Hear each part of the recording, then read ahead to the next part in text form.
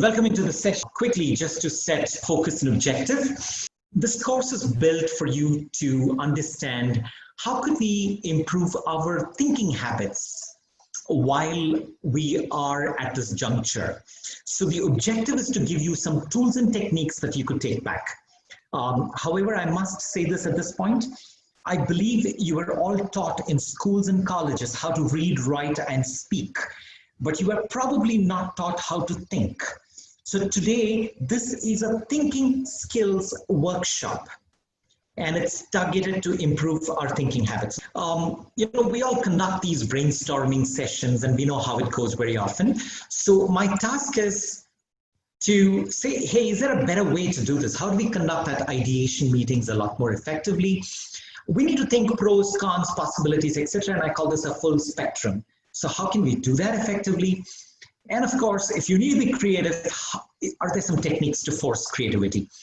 You had 2 documents which were mailed to you. One of them was a personal action plan sheet. I'm hoping that you can keep that alive, and if you can keep that ticking.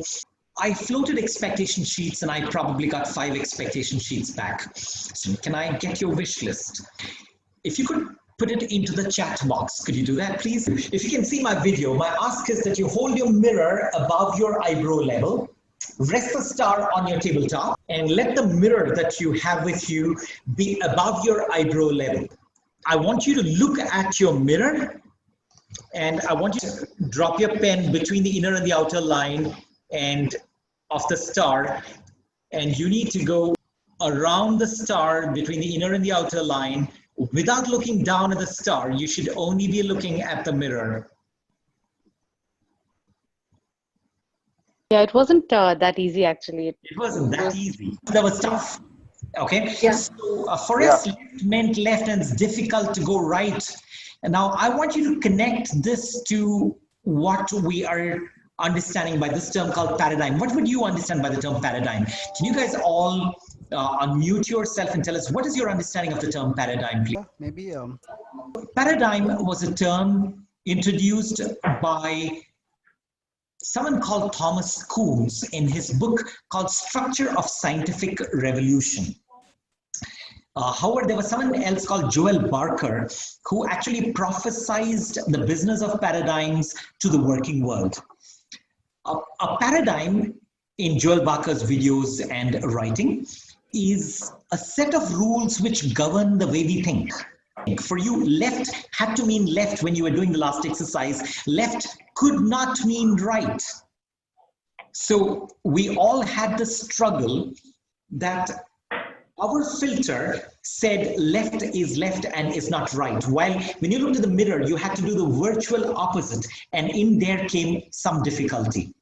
A paradigm is a set of rules which govern the way you think. Sometimes, though, the problem is your paradigm becomes the paradigm, and then we have a problem with that.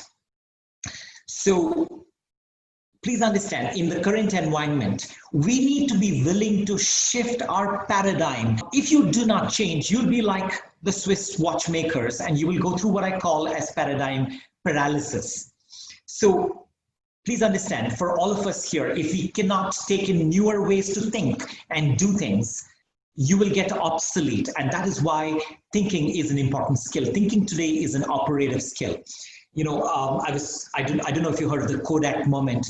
There was this person who worked within Kodak who invented the next wave of digital technology in photography. So he invented the first digital camera, and the manufacturers of Kodak decided to brush it under and not expose it to to the bigger world. Look at the opportunity Kodak lost. So what I need you to understand is be willing to shift your paradigm. If you say what has worked so far will be successful for you in the future, there's a worry there.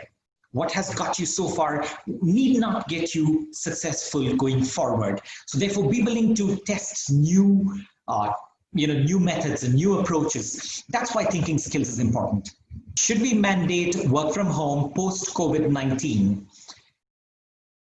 You're going to get 8 minutes to chat in your breakout room, and I'm just not going to open your breakout rooms. When I do this, you will automatically have only the selected 7 or 8 people in your room. So I'm just going to do this just now. Go live. of the green hat is the hat of creativity, alternatives, proposals, what's interesting, what provocations and changes you recommend. So all of you, can you think green hat, which is, what are some suggestions that you have? What are some creative suggestions that you would have? I think we need to use decision-making approaches. So if I have different approaches, so this is a brainstorming approach, but after that, I would like you to evaluate these ideas against specific criteria, challenges, alternatives, and provocations. Let me take a web page, and what if there is no back page icon? What's the good of it? The attention will be fullest over there. Yep, okay, attention is full, people can't go back, so they'll be completely there. Excellent. You don't lament on the fact that you can't make changes. You just go ahead and live with whatever option has been dealt to you. So yeah, I think this kind of forces you to look ahead and look at the positive things. Sure. And which industry do you think this would be great to use? No back page icon. What kind of applications or industries do you think this would work best? Manufacturing, I can think of. Okay. And what about finance and what about security? In a banking transaction kind of a page. Do you think that makes sense? We don't want people to go back on, when we are probably doing a credit card, number and details, for example. Okay, where security is involved. So you see something which is completely mandatory in our thinking, we're removing it and we're seeing some benefits. It works in some windows.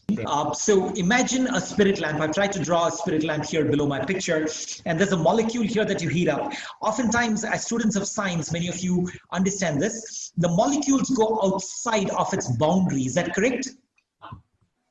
So when you heat something, the components go outside of its limited existing boundary. And that's how provocation is known to work. List down 5 things that you think are mandatory at work.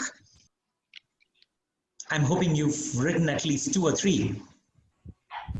Item number 2 is not available. My question is, what would you do?